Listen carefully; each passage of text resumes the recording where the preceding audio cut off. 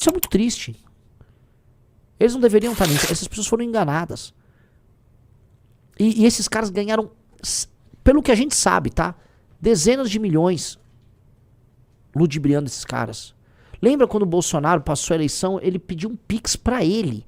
Porque agora tá, né, vindo essa história do Vorcaro, e as pessoas se esquecem dos detalhes perversos de toda a história. Eles são tão dinheiristas que o Bolsonaro foi pedir o Pix pra ele. Não foram pros presos de 8, ele pediu Pix pra ele. E ele amealhou 17 milhões de reais que ele gastou com ele. Ele dizia que é pros advogados dele. Boa parte dos advogados foram pagos pelo PL. Ele não, como um falso líder, ele não buscou ajudar as pessoas. Ele era uma farsa. Tanto que o filme biográfico que está sendo feito sobre ele, como eu mostrei pra vocês, recriou a história dele. Inventou lá que ele prendeu um traficante e o cara mandou o Adélio matar ele. Porque a vida real, a história que vocês tinham que contar, é como vocês criaram um meme lá no programa da Luciana Gimenez, e isso ludibriou milhões de pessoas, e com base nisso vocês ganharam uma eleição e não sabiam o que fazer com o país que vocês assumiram, fizeram fortuna, enganaram mais um monte de gente, viram que iam perder a eleição, enganaram de novo as pessoas, mandaram elas pra frente do quartel, tentaram um golpe muito mal ajambrado, terminaram presos, e ainda tentaram ganhar mais um dinheiro depois. E aí essa é a história. Não é uma história gloriosa, isso é um golpe. Os mais novos, isso tá nítido, não vão abraçar isso. Os mais novos não vão. Mas muita gente, eu volto a colocar, vai morrer abraçado nessa história. E isso é muito triste. Isso é muito triste. Muito triste. Muito triste. Tá? Isso é bizarro.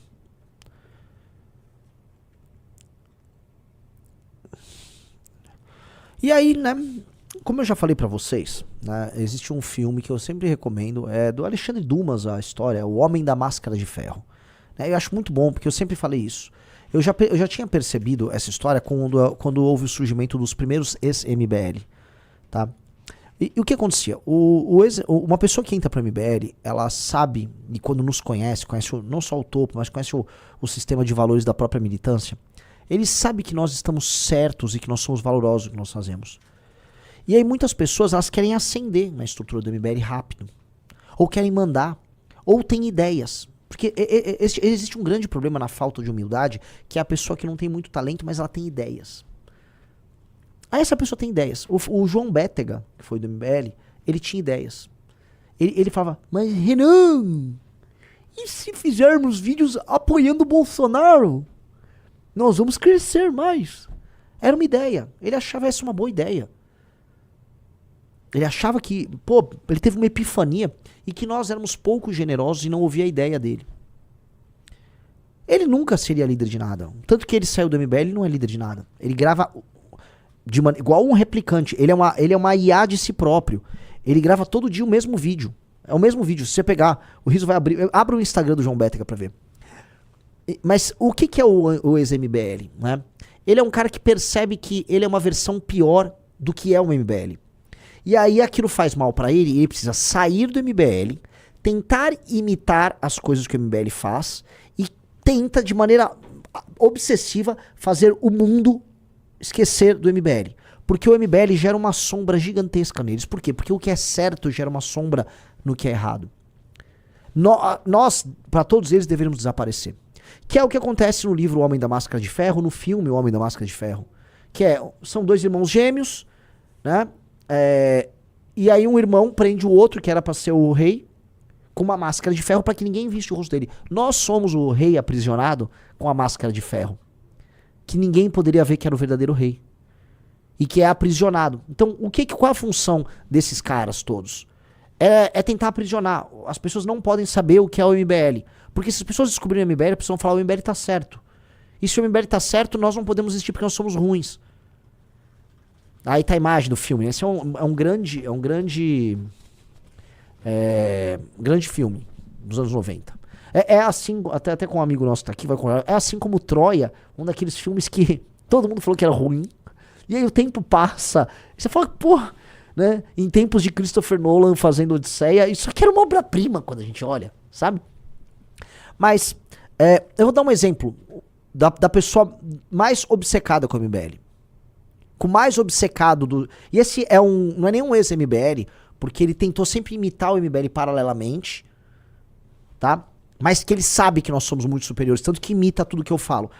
Vá, por favor, no X, numa das minhas últimas postagens.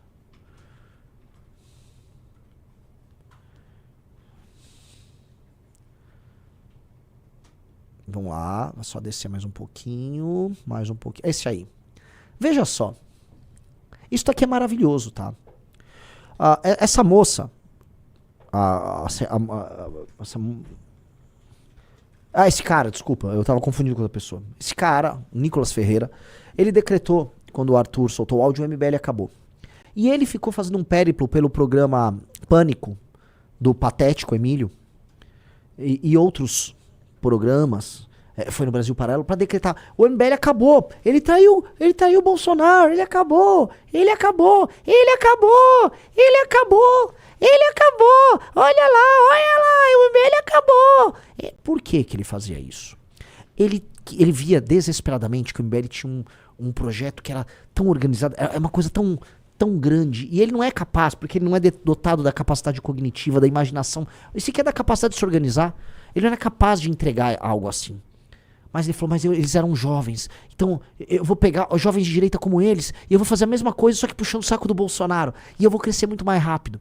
Olha lá, vou ter muito voto fazendo isso, olha lá. E ele é tão aficionado pelo MBL, que absolutamente todos os últimos ex-MBL, ele puxa pra si. Todos!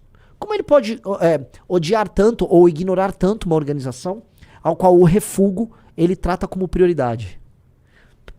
Percebam isso. Então todos esses caras precisam desesperadamente que ninguém nos ouça. E por que eu fiz todo esse preâmbulo? Põe a notícia do dia agora.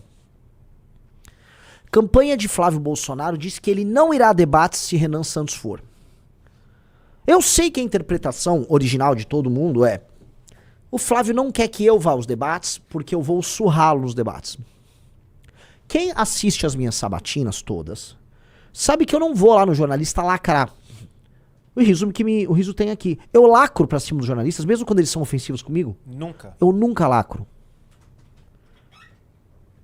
Eu nunca lacro. Eu não vou lá acabar com ninguém. Não é. E sabe por quê? Porque eu faço algo muito melhor do que isso. Quando nós falamos o que nós pensamos, as pessoas se encantam. O Flávio não apenas tem medo de eu dar umas catrucadas nele, mas veja, eu só terei direito a uma pergunta pra ele num debate, Riso. Sim. Eu tenho direito a uma pergunta pro Flávio no debate. Ele não quer que as pessoas vejam que eu exista. Ele não quer que as pessoas saibam o que eu penso. Ele não quer que as pessoas vejam nossos projetos para desfavelização, não vejam a forma de eu discursar, não vejam tudo aquilo que esteve na nossa trajetória. Ele quer que a gente fique com a máscara de ferro escondido dentro de uma cela. É isso que põe medo nele. Não é nem o medo de apanhar no debate. É um medo que as pessoas descubram que ele é uma farsa. É por isso que ele está desesperado para imitar absolutamente tudo aquilo que eu falo como proposta. Ele está desesperado. Flávio, você não deveria ter deixado a gente montar um partido político. Flávio, vocês tinham que ter nos sabotado. Flávio, você tinha que ter comprado os nossos coletores, já que você tinha o dinheiro do Vorcaro. Você devia ter feito isso. Você deveria ter mandado, sei lá, o Adriano da Nóbrega, seu amigo que era matador, me matar. Ou matar o Kim. Era isso que você deveria ter feito. Mas você é burro, Flávio. Você é inevitavelmente burro. Irremediavelmente burro. Como é que você deixou isso acontecer, Flávio? E nós montamos o partido. E não vai ter como você ignorar a gente. E não é nem você, não vai ter como o Brasil ignorar a gente. Você entende? Eu espero que vocês entendam. Eu sei que a coisa mais legal de falar sobre esse assunto é dizer que o Flávio tá com medo que eu vou acabar com ele. É só uma pergunta que eu vou poder fazer em cada um dos debates. Uma unidade de pergunta. Talvez duas, dependendo do debate. Não é isso. Ele tem medo das considerações finais, quando eu estiver de frente com a câmera, igual eu tô aqui, e que eu sou muito superior a ele. Não só ele, eu sou superior ao Lula, ao Zema, ao Caiado. Ele tem medo da abertura que eu vou fazer. Ele tá medo das propostas que eu vou apresentar. E não é porque sou eu. Eu tenho minhas qualidades. É por causa de nós, é do MBL. Eles estão há anos, eles estão desde 2019 tentando fechar o MBL. Eles tentaram fechar, eles queriam que a gente fechasse as portas. Eu já contei pra vocês, em 2019 eu me encontrei com o Kim, acho que com o Pedro, em Vinhedo, com o meu irmão, logo quando houve aquela operação pra fechar o MBL.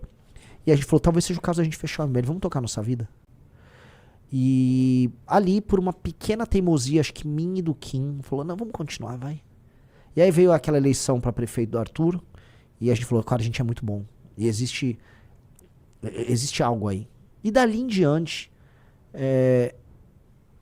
a gente só cresceu. Veja só, Flávio, você quase conseguiu em 2020. Faltou isto aqui.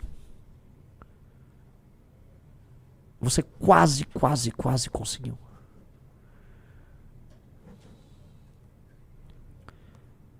O Junito falou que meu pai não deixou, é verdade. Meu pai falou, cala a boca, Renan, cala a boca. O Renan tá maluco, cala a boca. Meu pai foi realmente bem decisivo aí nesse dia. E é muito louco que aí vem aqueles merdas e falam, o pai do Renan tá no partido. Vocês sabiam que o cara que inventou a marcha a pé pra Brasília foi meu pai? O cara que convenceu a gente a fazer a marcha em 2015. O cara que terminou imitado pelo Nicolas, né? Foi meu pai, não foi nem eu que inventei, foi meu pai. Meu pai que já ajudou a gente no jurídico, ajudou a gente com arrecadação, uma pessoa fundamental. Aí vem esses Nandos Mouras, aquele coitado, né? Assim, esse ano eu acho que devo ter falado 2 vezes o nome dele. Ele já deve ter falado o meu umas 1000, coitado. Mas entendam isso, tá? O farsante tem como função negar a existência do verdadeiro. Isso, é assim, existem muitos filmes, existem mitos sobre isso. Quantos filmes sobre irmãos gêmeos não existem onde o irmão gêmeo tenta matar o outro? Tem um filme do Macaulay Culkin, muito bom, chama Anjo do Mal. Checa aí, é um filme de criança, em que existe uma criança má, que ela quer matar o irmãozinho bom, tá? É Anjo Mal e tal. Anjo Malvado, esse aí, tá? É mais ou menos isso.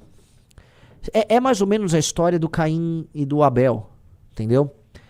Existe um problema no duplo que se considera inferior. O duplo que se considera inferior e sabe que existe um superior, ele precisa matar o superior para existir. A ideia do irmão... Você pega a história do Hamlet, que se reflete, por exemplo, no Rei Leão. O que acontece no Rei Leão? Vai pra eu trazer aqui exemplos mais de cultura pop pra vocês. Que basicamente o Rei Leão é o Hamlet. O Scar é o irmão falho qual é o nome do pai do Simba? Do Mufasa. O Scar é a versão falha do Mufasa. Qual é a função do Scar? É matar o Mufasa. O Scar precisa matar o Mufasa. O Mufasa morre pro Scar se estabelecer como líder. É o que o bolsonarismo fez com o MBL. O bolsonarismo falou, matemos o que há de verdadeiro e a gente se estabelece. Só que, olha que maluco, o MBL se reiniciou. O Simba do MBL é aquele grupo de 300 pessoas que assistiam a live. Esse foi o reinício do MBL, que passa por toda a sua trajetória e encontra seus novos aliados, seu Timão e Pumba, sei lá, um Bisoto aqui, um não sei o quê, e vai renascendo lentamente até retornar. E agora o Scar quer fugir. Vocês entenderam? Todo mundo entendeu? Tô falando aqui pra quantas pessoas? Pra 10 mil pessoas. Vocês entenderam? Quando vocês entenderem a relação do bolsonarismo conosco, de todo, dos ex-MBL, que, veja, o ex-MBL ele sai do MBL e aí ele precisa, a sombra do MBL sobre ele é tão grande que eles passam os dias falando do MBL. Todos eles são vidrados na gente. Eles criam grupos de WhatsApp entre eles pra tentar vazar conversas. Costenaro, só pegar o Fernando Holliday, que mais? É pegar a lista toda. São todos, salvo raríssimas exceções, obcecados. Mas o bolsonarismo assim, é de longe o mais obcecado com tudo isso. O bolsonarismo, ele vê isso tudo como um problema, porque eles viram quem nós éramos no impeachment. No impeachment, veja, vocês precisam entender que tem 10 mil pessoas, ainda é bem importante fazerem até corte o que eu tô falando. No impeachment da Dilma, o Bolsonaro era um deputado que estava presente, desde os anos 90, e aí surge a queda do PT e ele foi incapaz de fazer qualquer coisa. Ele não liderou em nada, não houve nenhuma, não é nem que liderou, não houve participação do Bolsonaro no impeachment da Dilma. Ele não fez nada. Nós chegamos, mais jovens, nós organizamos as ruas, e nós fomos pro parlamento e nós organizamos o parlamento. Quem teve que dar esporro no Aécio, quem teve que ligar pro Caiado, essas coisas assim, né? Espero que o Caiado se comporte de maneira muito decente na campanha. Mas quem precisou dar esporro no Caiado? Caiado, em Goiás, 2015. Você e o Aécio vocês não estão querendo receber a marcha pra fazer o impeachment? A gente vai pra cima de vocês. Eu, meu caro, foi lá resolver, né? Fomos nós. Então, a gente trabalhou pela queda da Dilma Rousseff com um grau de excelência que essas pessoas não conheciam. É lógico que isso machuca eles. Imagina você ser o Carluxo, em que deve ter por volta da minha idade o Carlos Bolsonaro. Tenta dar uma checada, mas é por aí. Eu devo ter 42, deve ter 43 ou 41, por aí. 43. Imagina você ser o Carluxo. Apareceu que tem a idade dele, nunca fui vereador, nunca fui nada. E eu fiz coisas colossalmente maiores que o pai dele, que é a referência máxima de existência dele, tá? Isto para ele é tipo uma morte. Então esses caras geraram uma fixação. O MBL não pode existir. Aí MBL é traidor, MBL é comunista. Cuidado com o MBL! Não ouçam o que o MBL tem a dizer. É perigoso. Não. Cuidado, eles estão falando algo. Não, é tudo mentira. Ele é comunista, tá? É tudo mentira. Deu certo por um tempo. Não vai dar mais certo agora. Acabou. Não existe mais essa possibilidade. Essa eleição demonstrou isso. Vocês não têm condições mais de evitar isso. E nós seremos implacáveis com vocês. Implacáveis. E vocês sabem disso. Vocês sabem disso. Nós não somos o Nicolas, que é falso e fica com uma faca nas costas de vocês, furando todo dia um pouquinho. Nós não somos isso. Nós não somos os influenciadores, os aliados de ocasião. Nós somos pessoas de verdade. Então, tudo que nós vamos fazer vai ser cara a cara, vai ser verdadeiro. Entendeu? E eu nem sei se existe possibilidade de redenção pra vocês. Porque se a gente tá falando aqui em categorias, né, qual é a categoria do bolsonarista pra ter a redenção? Existe uma redenção pro Scar no Rei Leão? Existe? Qual seria a redenção possível pra ele? Flávio, retire a candidatura e nos apoie? Imploda o sistema dizendo que sabe? Eles nem sabem muita coisa. Eu juro pra vocês, os Bolsonaro nem sabem muita coisa, porque eu volto a falar, eles não foram nem muito capazes de controlar o sistema em si. Então, nem tem muito que vocês possam fazer. Vocês não têm uma jornada de redenção. E sabe o que é o pior? Não é que nem que vocês são maus, ainda que o sejam. É que vocês são fracos.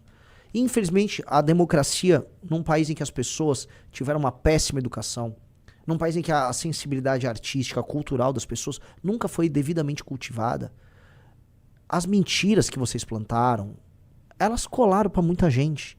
E aí a farsa da família de vocês se estabeleceu. E essa farsa permitiu que pessoas sem nenhum talento pra absolutamente nada, sem nenhuma capacidade, sem uma resiliência, sem nenhuma fibra moral, chegassem onde chegaram. Vocês ocuparam as maiores posições da República. E em grande medida ainda ocupam posições importantíssimas. E vocês não fizeram nada de útil com isso. Vocês fizeram negócio. Vocês fizeram lobby. Flávio Bolsonaro, você comprou uma mansão em Brasília, num negócio muito estranho, sendo tocado pelo presidente do BRB, que é envolvido no caso do Banco Master. Você foi para um cassino com o senhor Willer Tomás gastar dinheiro em cash. Você todo cristãozão, gastando lá com aposta. Você sacava o dinheiro dos seus funcionários fantasmas do seu gabinete, cometendo crime de peculato por anos a fio com um sujeito chamado Queiroz. E você foi salvo pelo STF. Primeiro pelo senhor Dias Toffoli, depois pelo senhor Gilmar Mendes, Pra poder falar por aí junto com seus puxa-sacos que não, eu nunca fui condenado por isso. É óbvio. Quando o Flávio fala isso é o seguinte, imagina que uma pessoa foi lá e matou teu pai. Teu pai tá estirado, o corpo dele tá estirado no meio do chão, sangrando, morto. Aí o bandido vai, ele faz um acordo com o delegado, faz um acordo com o juiz e não vai preso. Aí ele avisa, aquele corpo não existe. Aquele corpo, não, o corpo existe. O crime foi cometido. Só que num país de impunidade, crimes cometidos podem ser passíveis de não ter punição simplesmente porque você está num país corrupto. Flávio Bolsonaro, a rachadinha aconteceu. O dinheiro foi sacado, todas as provas existem. Você não vai negar isso. O corpo tá lá, estirado no chão. O corpo tá lá, estirado no chão. As provas todas existem. O que você fez não foi falar, não, isso não aconteceu, isso é mentira, porque não. Não, você entrou com uma ação no STF com o Dias Toffoli e sua ação mandou anular a existência das provas obtidas pelo COAF. Não é que você está eliminando, sei lá, uma prova inventada. Não, você falou que o COAF não podia ter feito o que ele fez. Mas o fato existiu. E depois que a investigação andou e mais coisas foram comprovadas, você pediu pro Gilmar Mendes te dar foro privilegiado por crimes que aconteceram antes de você ser senador. Flávio Bolsonaro, sua carreira toda se baseou em cometer crime. Você premiou e andava junto com o Adriano da Nóbrega, que foi do escritório do crime.